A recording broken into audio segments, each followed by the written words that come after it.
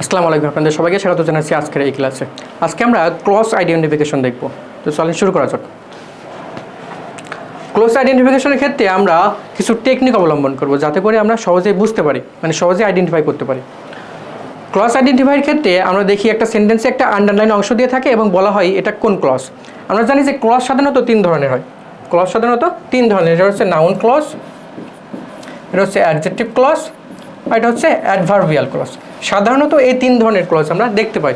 এখন আমরা বুঝবো কেমনে কোনটা কোন ক্লজ। এখন আপনি যে আন্ডারলাইন অংশটা থাকবে আমরা কি করব, সেই আন্ডারলাইন অংশ হচ্ছে ইট দ্বারা রিপ্লেস করব।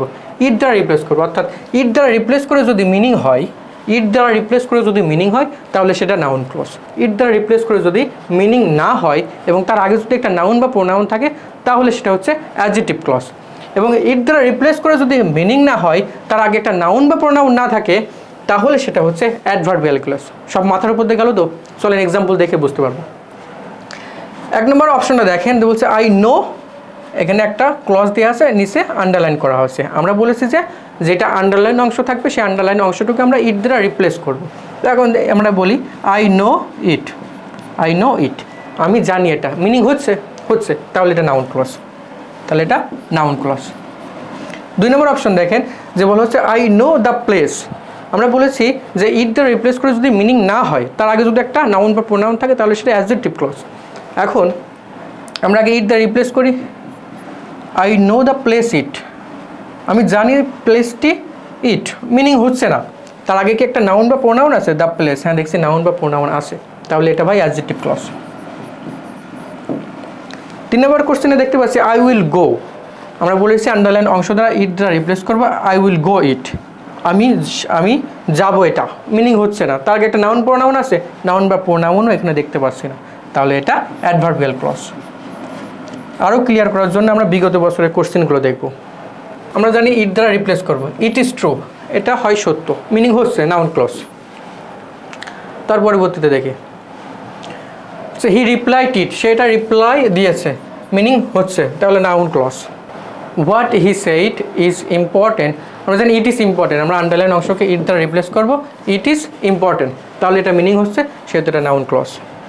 আমরা একটু নাউন ক্লজ বাদে দেখার চেষ্টা করবো এবার, যে আন্ডারলাইন অংশটাকে ইট দ্বারা রিপ্লেস করব, অর্থাৎ ইট ইজ এ মাইস্ট্রি ইট, অর্থাৎ আমরা দেখছি যে মিনিং হচ্ছে না, তার আগে কি একটা নাউন বা প্রোনাউন আছে, এ মাইস্ট্রি, অর্থাৎ ইট দ্বারা রিপ্লেস করে মিনিং হচ্ছে না, তার আগে একটা নাউন বা প্রোনাউন আছে, তাহলে হচ্ছে সেটা অ্যাডজেক্টিভ ক্লজ।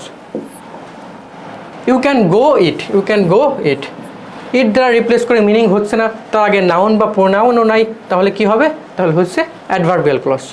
তারপর আমরা বলছি that he is very intelligent is known to me, it is known to me, it is known to me.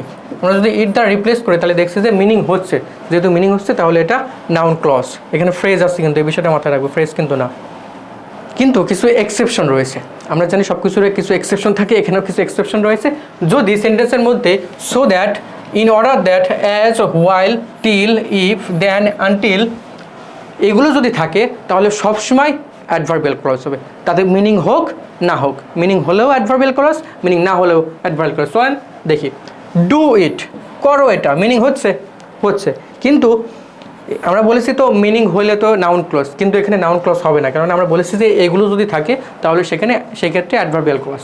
এখানে দেখেন অ্যাজ রয়েছে, এখানে দেখেন অ্যাজ রয়েছে, যেহেতু এখানে অ্যাজ আছে সেহেতু মিনিং হলেও অ্যাডভার্বিয়াল ক্লজ, না হলেও অ্যাডভার্বিয়াল ক্লজ। ডু ইট এর একটা অ্যাডভার্বিয়াল ক্লজ, স্টিক, হোয়াইল যেহেতু আছে সেহেতু এটা অ্যাডভার্বিয়াল ক্লজ হবে, সো দ্যাট যেহেতু আছে সেটা একটা অ্যাডভার্বিয়াল ক্লজ হবে। তো আমরা যদি একটু বিগত বছরের কোশ্চেন দেখি তাহলে দেখতে পাচ্ছি ইফ যেহেতু রয়েছে সেহেতু এটা অ্যাডভার্বিয়াল ক্লজ হবে, এটা হচ্ছে অ্যাডভার্বিয়াল ক্লজ। তার পরবর্তী যদি আমরা দেখি, যেহেতু এখানে অ্যাজ সুন অ্যাজ রয়েছে তাহলে এটা হবে অ্যাডভার্বিয়াল ক্লজ।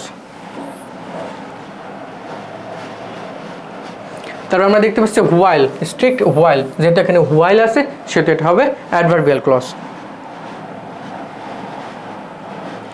আবার আমরা দেখতে পাচ্ছি আনলেস, আনলেস আমরা দেখেছি এক্সেপশনের মধ্যে ছিল সেহেতু এখানে হবে অ্যাডভার্বিয়াল ক্লজ। তো এই ছিল ক্লজ আইডেন্টিফিকেশনের বিষয়টি, আশা করি বুঝতে পেরেছি। ধন্যবাদ সবাইকে।